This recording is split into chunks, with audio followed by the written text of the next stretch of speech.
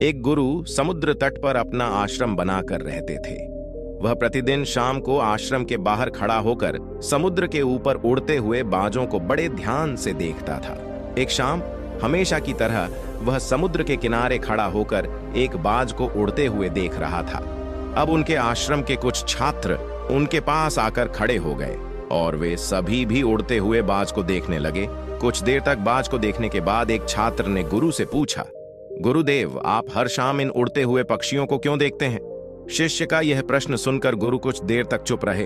फिर अचानक उन्होंने कहा, जिंदगी में कुछ बनना है तो बाज बनना होगा। कभी भी तोता न बने, क्योंकि तोता बहुत बोलता है लेकिन कभी ऊंचा नहीं उड़ पाता। लेकिन बाज हमेशा शांत रहता है, लेकिन उसमें आसमान छूने की क्षमता भी होती है। गुरु ने आगे कहा, आज मैं तुम्हें बाज के जीवन की 8 ऐसी बातें बताऊंगा जो हर मनुष्य को बाज से सीखनी चाहिए। इन 8 बातों में जीवन की बड़ी सीख छिपी है। पहली सीख, एकाग्रता।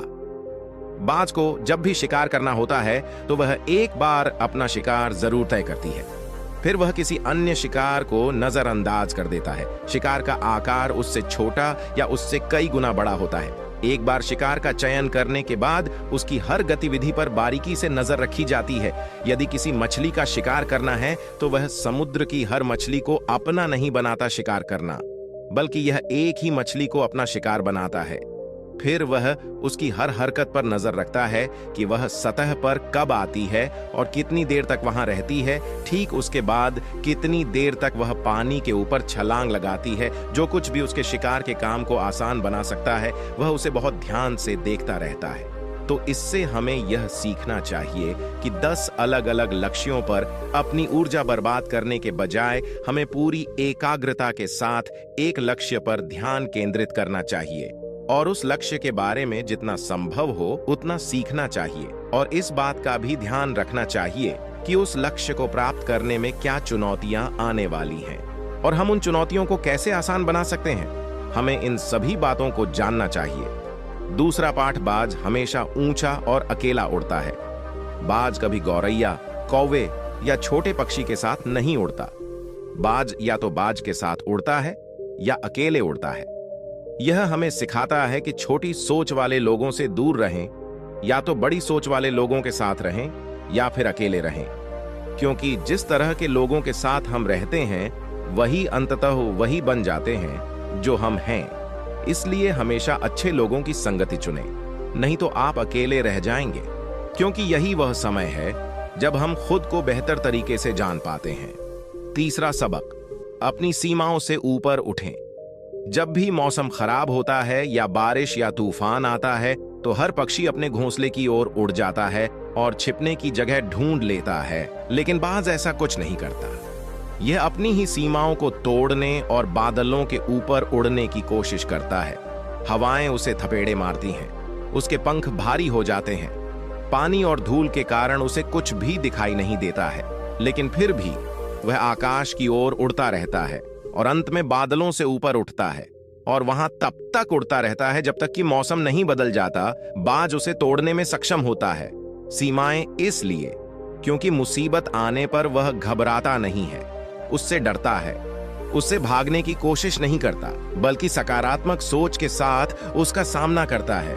हमारा अतीत मर चुका है, अब यह कभी वापस नहीं आएगा। इसलिए अपने मृत सड़े हुए अतीत के विचारों पर ध्यान न दें और अपने आने वाले नए जीवन पर ध्यान केंद्रित करें।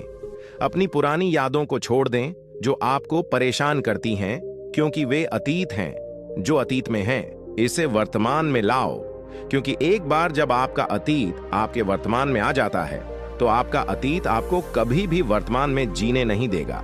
भले ही आपके अतीत में आपके साथ कितना भी बुरा हुआ हो, वह मर चुका है। इसलिए उस बाज की तरह बने जो कभी मरी हुई चीजों को नहीं खाता। सातवां पाठ, साहस। इसे अकेले जाने के लिए बाज हमेशा अकेले ही शिकार करता है।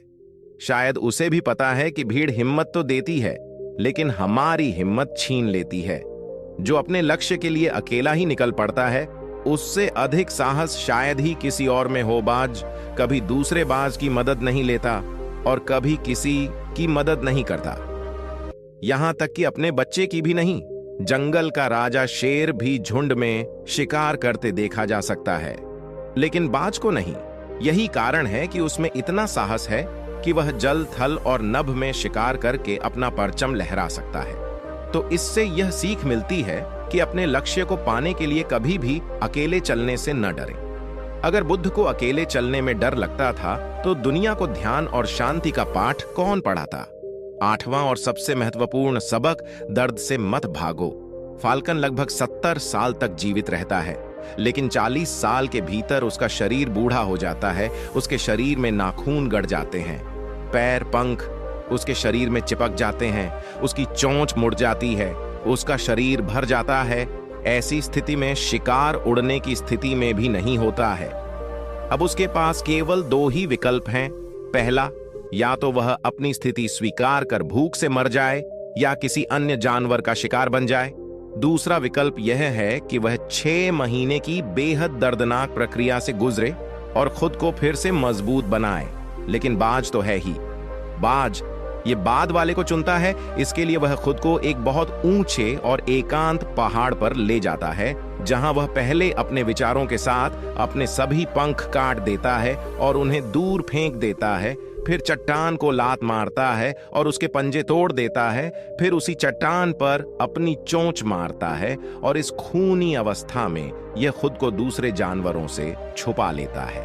अगले 6 महीनों तक वह ऐसी दर्दनाक स्थिति से गुजरता है और एक नई चोंच, नए पंख और नए पंजे के बढ़ने का इंतजार करता है। 6 महीने के इस दर्दनाक समय के बाद जब उसके पंजे नहीं बल्कि नए पंख उग आते हैं और एक नई चोंच आती है, तब वह अपना नया जीवन शुरू करता है और शिकार पर निकल जाता है और अगले 30 वर्षों तक फिर से शासन करता है।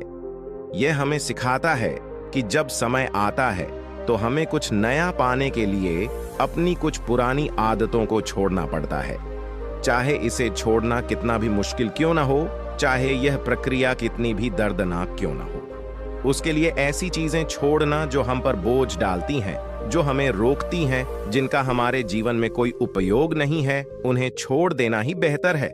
गुरु ने आगे कहा, तो बाज से सीखने लायक ये 8 बातें थीं जो जीवन भर आपके काम आएंगी। शिष्यों ने कहा कि गुरु, हमने कभी नहीं सोचा था कि बाज जैसा पक्षी भी हो सकता है, इतना कुछ सीख सकते हैं। इसके बाद सभी शिष्यों ने मैट सर को धन्यवाद दिया और अपने काम पर वापस चले गए। दोस्तों, मुझे